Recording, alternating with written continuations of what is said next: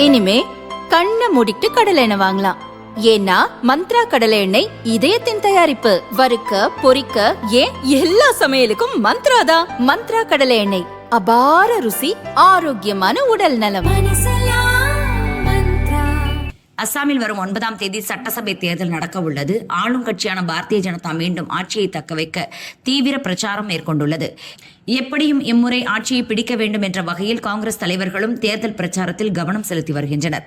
இந்நிலையில் பழங்குடியினர் அதிகம் வசிக்கும் கோல்பாராவில் நடந்த தேர்தல் பிரச்சார கூட்டத்தில் பாரதிய ஜனதா வேட்பாளர்களை ஆதரித்து மத்திய உள்துறை அமைச்சர் அமித்ஷா பேசினார். வடகிழக்கு மாநிலங்களின் நலனில் காங்கிரஸ் ஒருபோதும் அக்கறை செலுத்தியது இல்லை. நாடு சுதந்திரம் அடைந்து 75 ஆண்டுகள் கடந்தும் ஒரு பழங்குடியின பெண்ணை கூட நாட்டின் ஜனாதிபதி ஆக்கவில்லை. ஆனால் பிரதமர் மோடி பழங்குடியினர் நலனில் மிகுந்த அக்கறை கொண்டவர்.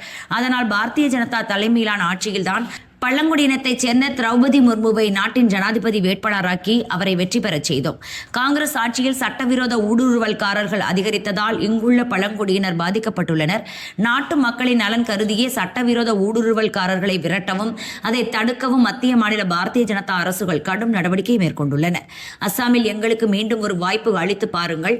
இங்குள்ள சட்டவிரோத ஊடுருவல்காரர்கள் ஒவ்வொருவரையும் கண்டறிந்து அவர்களை விரட்டி அடிப்போம். புதிதாக ஒருவர் கூட நம் நாட்டிற்குள் நுழைய முடியாதபடி நடவடிக்கை எடுப்போம்.